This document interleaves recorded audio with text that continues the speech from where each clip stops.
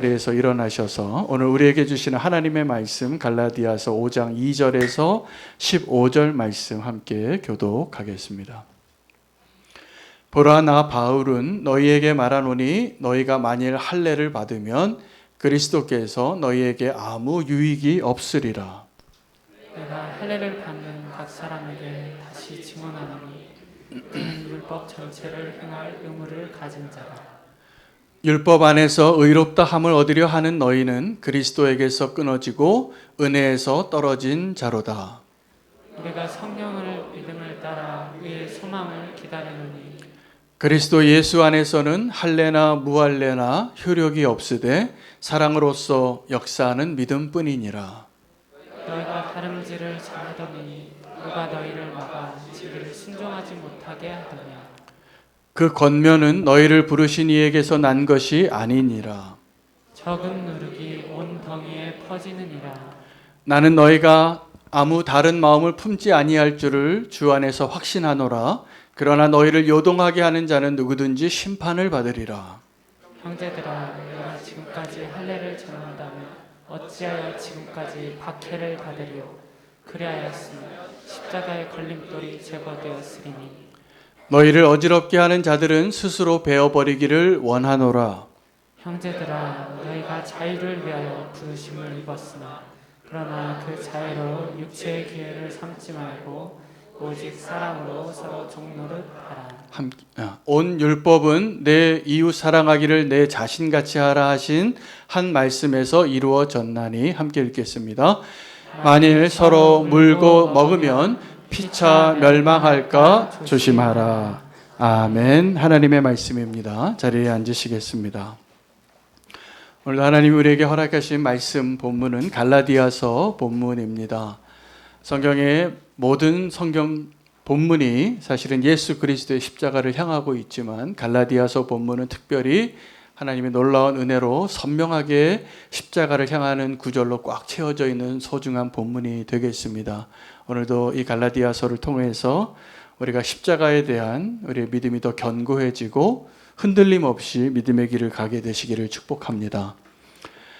하나님께서 우리를 사랑하시는 그 사랑의 그 신실함에 있어서는 여러분과 제가 기대하고 생각하는 것보다 훨씬 신실하시고 훨씬 그 사랑과 은혜가 큽니다. 문제는 그 하나님의 크신 사랑과 은혜를 믿지 못하는 우리의 연약함에 있습니다. 그래서 하나님께서 지금도 우리를 구원하시고자 하는 하나님의 계획과 하나님의 그 사랑의 수고가 우리의 생각보다 지금도 상당히 큽니다. 오늘 그것을 발견하게 되시기를 바랍니다.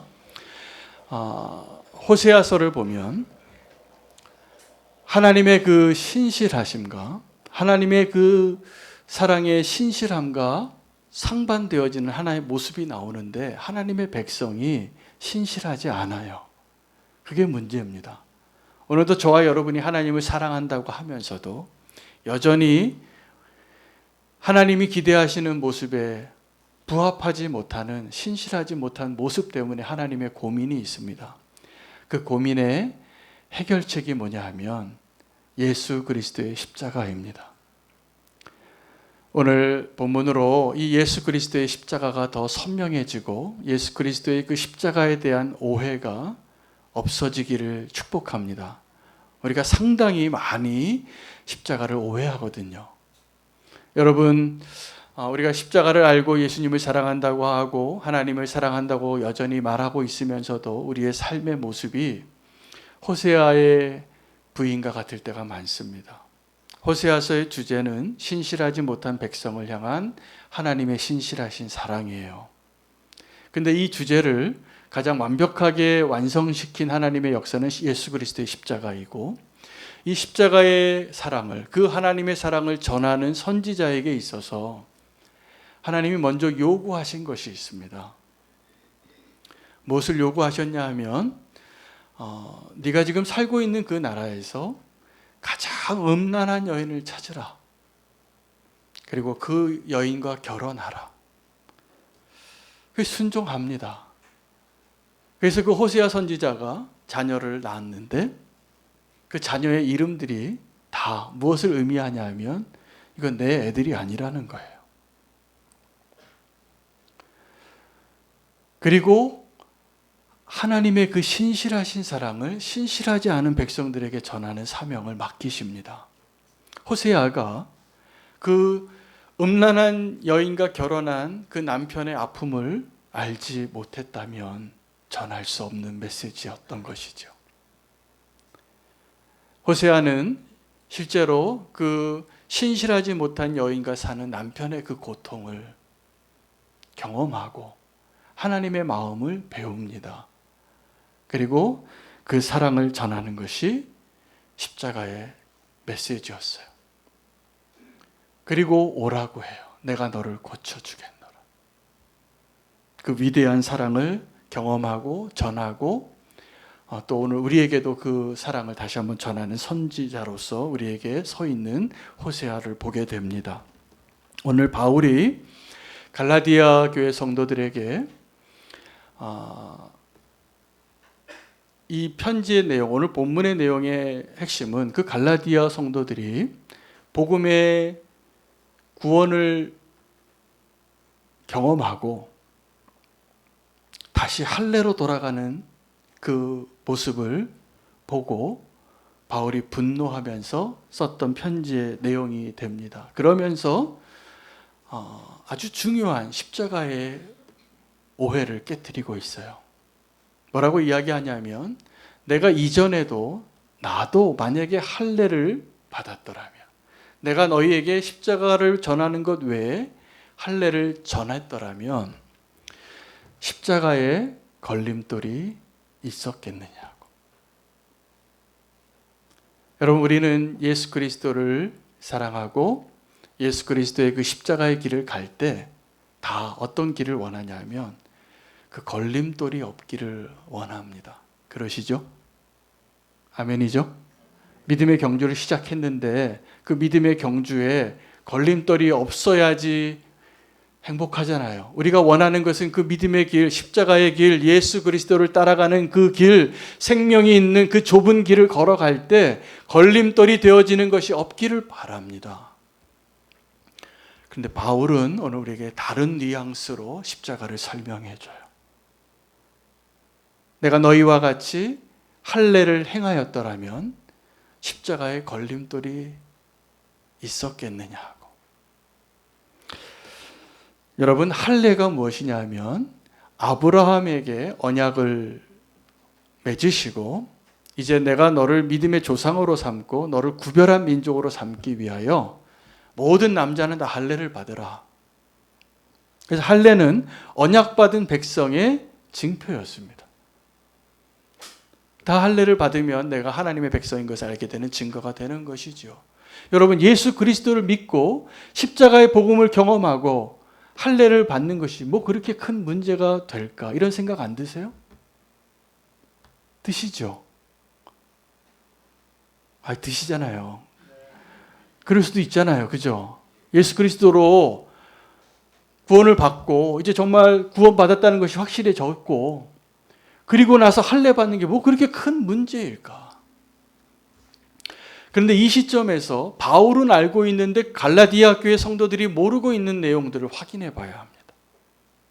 바울은 그 사실을 미리 알고 있었기 때문에 갈라디아 교회 성도들에게 분노하면서 아주 엄한 목소리로 이야기해요. 어떤 것이냐면 첫 번째, 너희가 할례를 받겠다고 하는데 할례를 받은 사람의 그 의미가 무엇을 의미하는지 아냐고.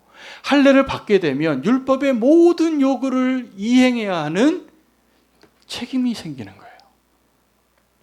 너희가 할례를 받는다는 것은 율법의 요구사항에 그 무거운 짐을 다 질 수 있겠냐는 거예요. 여러분, 지을 수 있으십니까? 율법이 요구하는 그 모든 것들을 다 지킬 수 있으십니까? 그럴 자신이 있습니까? 없다는 거예요. 그것은 감당할 수 없는 무게입니다. 그래서 그 무거운 짐을 지는 자, 예수님께서 십자가에서 대신 죽으시고 우리를 자유케 했는데 왜 다시 그 무거운 짐을 지는 종된 자의 모습으로 다시 돌아가느냐고 책망하고 있습니다. 그리고 그것을 알지 못하는 자들에게 좀 심하다 싶을 정도의 표현을 써가면서 하나님의 심판과 저주를 선포해요. 너희가 할례를 받고자 하는 자들은 그리스도에게서 끊어진 자가 되는 것이고 하나님의 은혜에서 떨어진 자가 되는 것이다. 그것이 할례를 받고자 하는 것인데 알고 있냐고. 여러분, 우리가 예수 그리스도의 십자가의 은혜로 구원받고 다시 할례의 멍에를 매는 것은, 다시 종의 멍에를 매는 것은 무엇을 의미하는지 알아야 되는데, 그 예수 그리스도의 십자가를 무력화하고 예수 그리스도와 상관없는 자가 되는 것을 의미합니다. 다시 율법으로 돌아가시지 마시기 바랍니다. 여러분, 예수님과 무슨 상관이 있는가에 대해서 신약 성경에 두 가지 사건을 기억하셔야 돼요. 예수님과 상관없는 자라고 이야기하고 싶었던 사람들, 두 사람을 소개합니다. 한 명은 거라사의 광인이고 또 한 사람은 예수님이 십자가에 달리시기 전날 밤 성찬을 하고 또 발을 씻겨주시는 세족식을 행할 때 내 발 씻겨주시지 말라고 이야기했던 베드로입니다. 여러분, 첫 번째, 예수님과 상관없는 사람이 어떤 사람이냐 하면 거라사의 광인 안에 있었던 귀신들이에요. 그 거라사의 광인에 그 귀신이 아주 많은 귀신이 들어서 군대 귀신이 들었는데 놀랍게도 이 제자들이 알지 못하는 예수님의 정체를 알아요. 예수님이 귀신 들린 사람에게 다가왔을 때 그 안에 귀신이 얘기합니다. 지극히 높으신 하나님의 아들이시여. 예수님이 누군지 정확하게 알죠? 나중에 베드로의 고백보다 더 정확하게 표현해요. 그런데 그 다음에 그가 무슨 말을 이야기하냐면 왜 내게로 오십니까? 나와 무슨 상관이 있으십니까?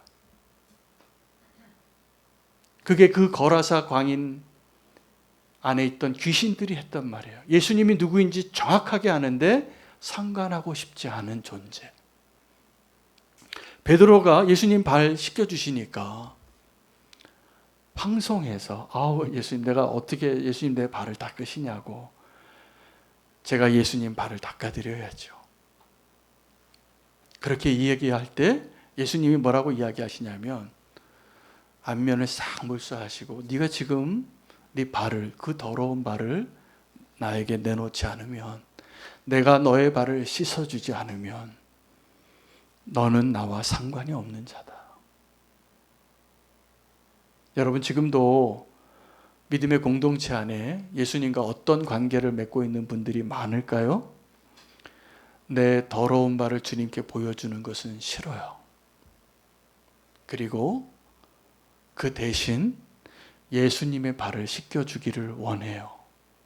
그런데 그런 사람들을 향하여 예수님이 뭐라고 말씀하셨는가를 들어야 되는데 너는 나랑 상관없는 자다.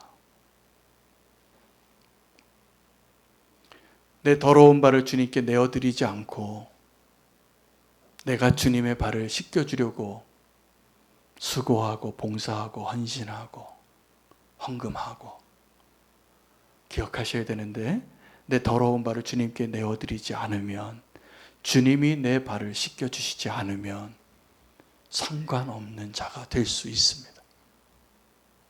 거라사의 광인, 발을 내놓지 못하는 제자, 주님과 상관없는 자예요.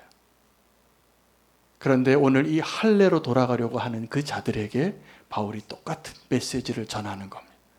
너희가 지금 복음으로 믿음의 경주를 시작하여서 잘 경주하더니 다시 할례를 받으려고, 다시 율법으로 돌아가려고, 다시 종의 멍에를 매려고 하는 것은 예수 그리스도에게 끊어진 자라는 거예요.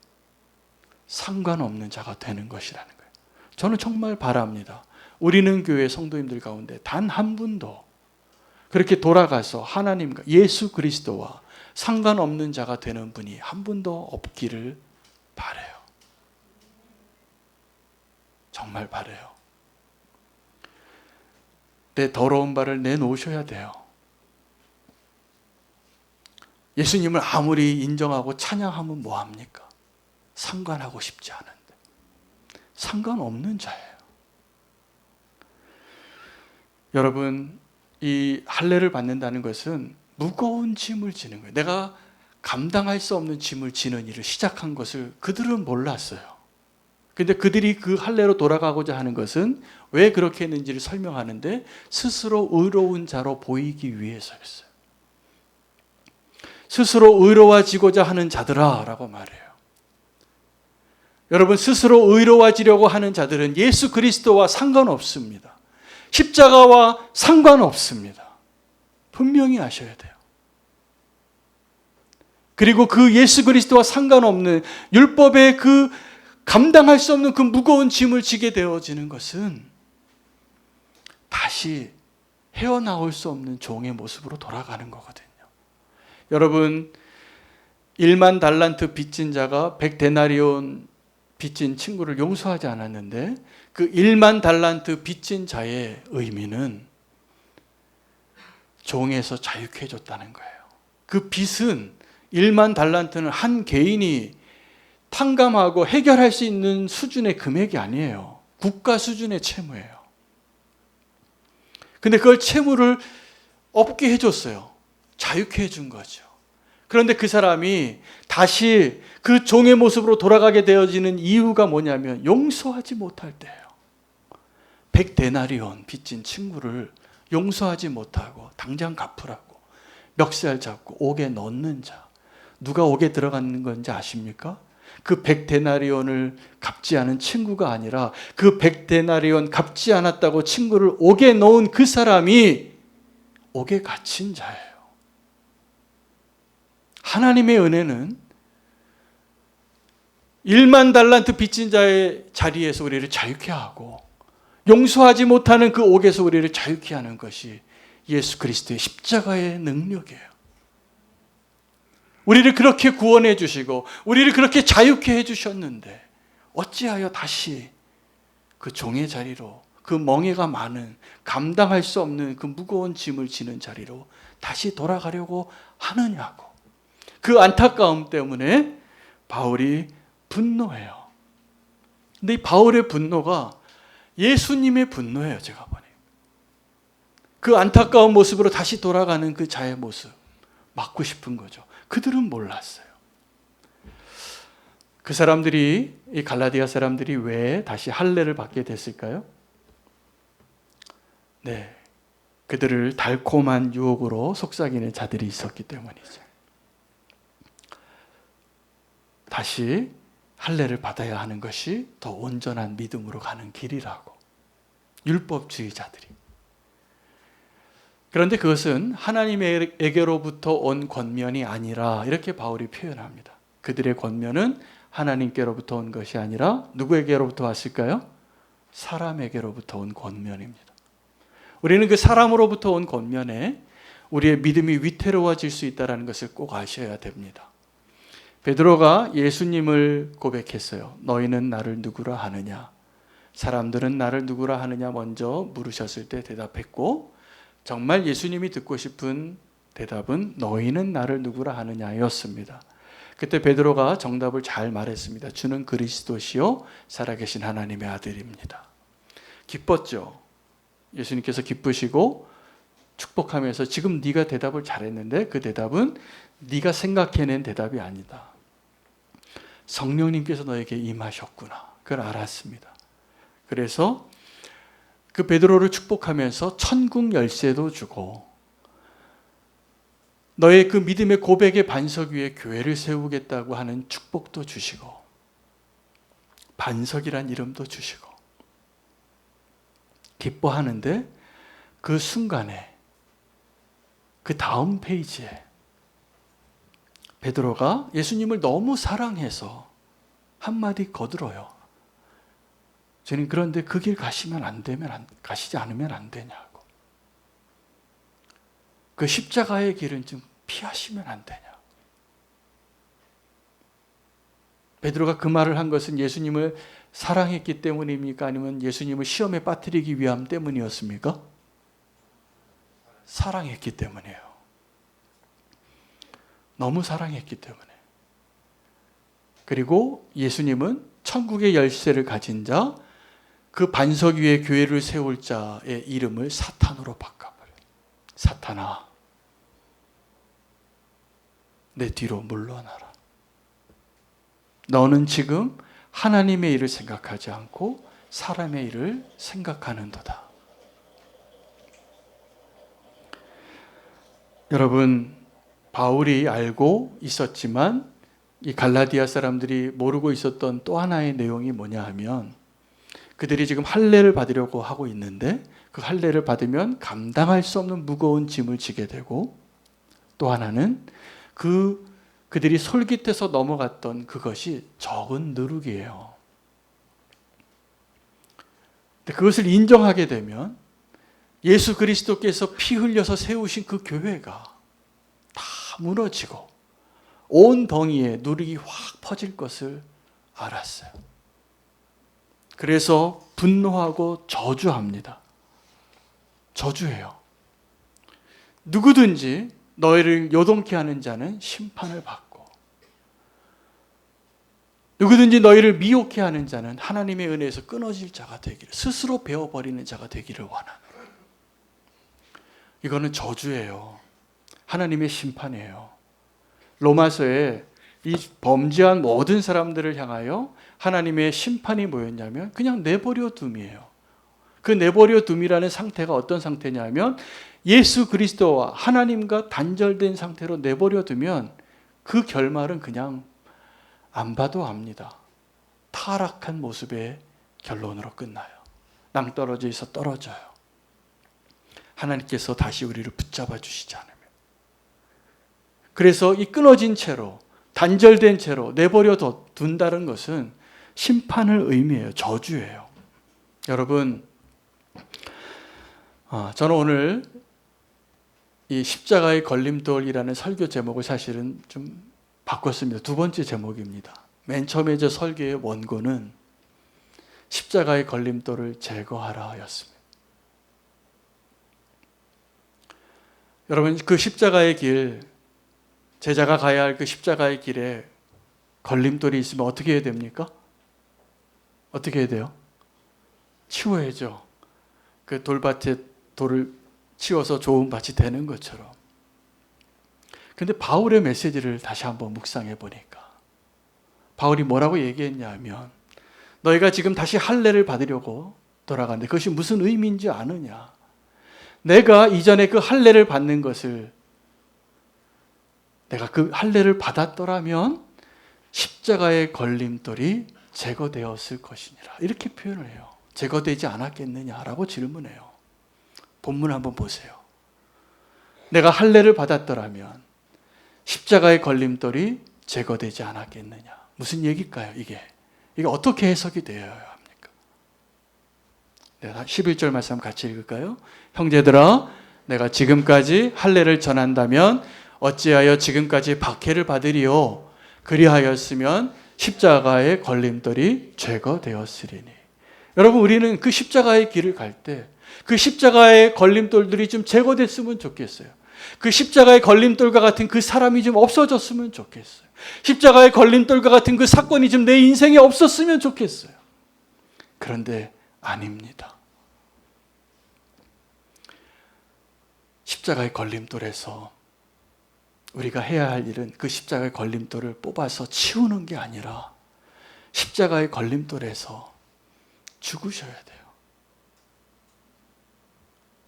그 십자가의 걸림돌이 나의 죽음을 요구하시는 하나님의 계획 안에 있다는 것을 꼭 아셔야 돼요. 그 제가 설교 제목을 맨 처음에 십자가의 걸림돌을 제거하라 이렇게 썼다가 동사를 지웠어요. 십자가의 걸림돌이 은혜이구나. 십자가의 걸림돌이 나를 십자가에 죽게 하는 하나님의 은총의 도구였구나. 여러분, 지금 여러분의 가족 안에, 내 친구 가운데, 내 인간관계 안에, 내 인생의 믿음의 여정 가운데 그 믿음의 경주를 하다가 내가 쓰러지고 엎드려지는 그 걸림돌을 만나면 어떻게 하셔야 되냐면 죽으셔야 돼요. 그곳에서 그 걸림돌을 치우는 게 주님이 원하시는 게 아니에요. 내가 죽어야 돼요. 그러면 하나님이 우리에게 힘을 주시고 다시 살 수 있는 능력을 주시겠다고 약속하신 거예요. 호세아 선지자처럼 우리는 십자가를 말로만 전할 수 없어요. 사실은 그 십자가를 다 경험하셔야지 그 은혜를 누리는 자가 되는 것입니다. 할렐루야. 한 사람도 그 십자가의 장애물을 제거하려고 노력하거나 그것을 피하여 가려고 하는 자가 없고, 그 십자가의 걸림돌에서 예수 그리스도와 함께 죽고 함께 사는 그 놀라운 십자가의 능력을 경험하는 한 사람 되시기를 축복합니다. 사실은 우리가 그 십자가의 걸림돌에서 나의 계획이 다 무너져야 돼요. 나의 힘이 좀 다 빠져야 돼요. 내 자아가 십자가에 다 못 박혀야 돼요. 그때가 하나님이 시작하시는 그 자리예요.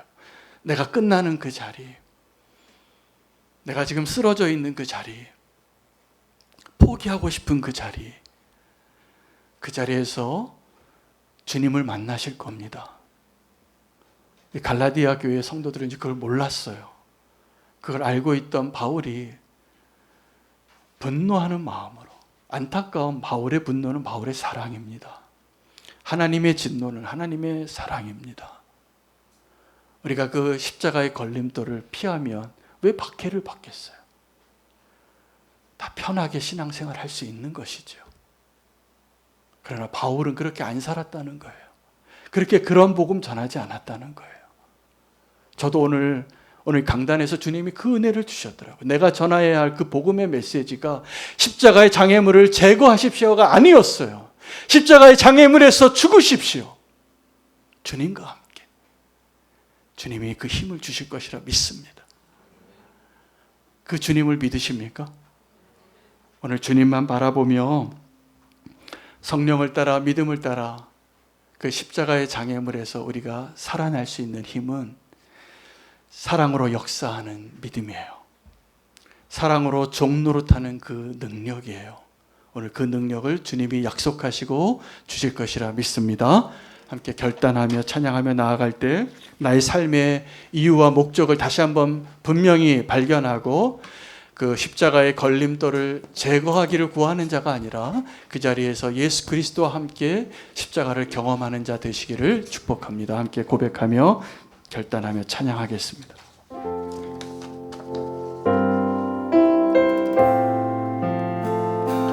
이 찬양할 때 시작하는 부분에 내 믿음의 고백처럼 주님 앞에 고백을 하면서 찬양하시기를 바랍니다.